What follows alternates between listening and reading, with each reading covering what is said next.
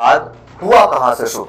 दरअसल विवाद दशकों पुराना है। हैदराबाद सेंट्रल यूनिवर्सिटी का दावा है कि 400 एकड़ जमीन 1975 में उसे आवंटित 2324 एकड़ जमीन का एक हिस्सा है।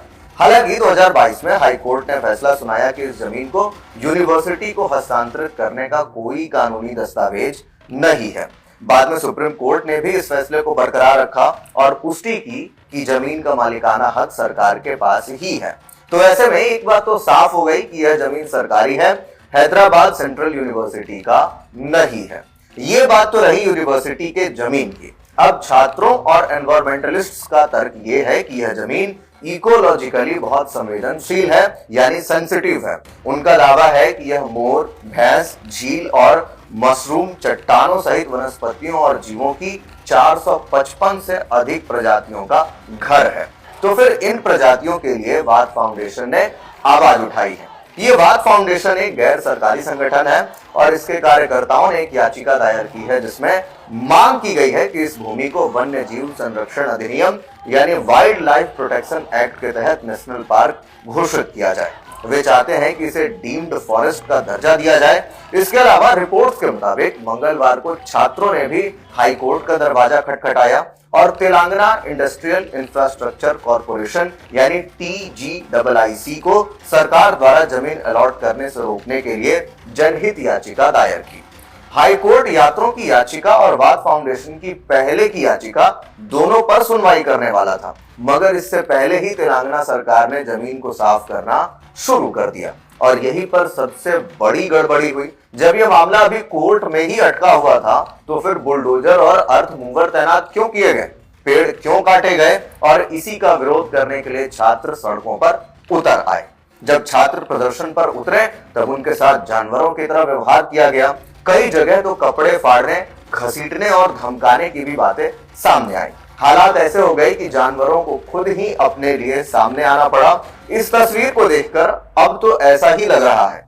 अब जरा राजनीतिक उठापटक भी जान लेते हैं, क्योंकि ये भूमि का मुद्दा राजनीतिक लड़ाई में भी बदल चुका है। तेलंगाना के पूर्व उप मुख्यमंत्री KT रामाराव और भारतीय राष्ट्रीय समिति यानी BRS के नेता ने कांग्रेस सरकार पर हैदराबाद के आखिरी ग्रीन लंग्स को नष्ट करने का आरोप लगाया है।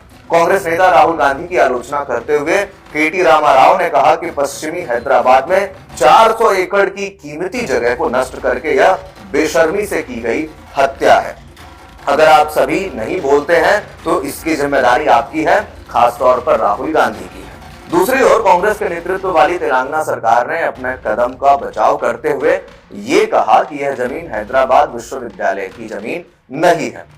हाल ही में राज्यसभा में प्रश्नकाल के दौरान जवाब देते हुए केंद्रीय मंत्री भूपेंद्र यादव ने कहा कि हैदराबाद में एक बहुत ही दुर्भाग्यपूर्ण मामला सामने आया है। वो यह नहीं समझ पा रहे कि राज्य सरकार को उन पेड़ों और हरित क्षेत्र से किस तरह की दुश्मनी है कि उन्हें रात के अंधेरे में अभियान चलाना पड़ रहा है। राज्य सरकार को नोटिस भेजे जाने की बात करते हुए भूपेंद्र यादव ने कहा, हमने मुख्य सचिव को नोटिस भेजा है और हमने तथ्यात्मक रिपोर्ट भी मांगी है। हम निश्चित रूप से इस मामले पर कार्रवाई करेंगे। मंत्री भूपेंद्र भारत राष्ट्र समिति के सांसद रविचंद्र वड्डी राजू की ओर से केंद्र सरकार द्वारा राज्य सरकार द्वारा नष्ट किए जा रहे हरित आवरण को सुरक्षित करने के लिए उठाए गए कदमों पर सवाल का जवाब दे रहे थे। अब बात कर रहे हैं सुप्रीम कोर्ट की। सुप्रीम कोर्ट ने गुरुवार को हैदराबाद यूनिवर्सिटी के पास की जमीन पर किसी भी तरह की गतिविधि पर रोक लगा दी है। कोर्ट ने कहा, तेलंगाना सरकार को जमीन पर पेड़ों की सुरक्षा के अलावा कोई गतिविधि नहीं करनी चाहिए। जस्टिस BR गवई और जस्टिस ऑगस्टिन जॉर्ज मसीह की पीठ ने राज्य में पेड़ों की कटाई को बहुत ही गंभीर बताया। पीठ ने कहा, तेलंगाना हाई कोर्ट के रजिस्ट्रार की रिपोर्ट इसकी खतरनाक तस्वीर दिखाती है।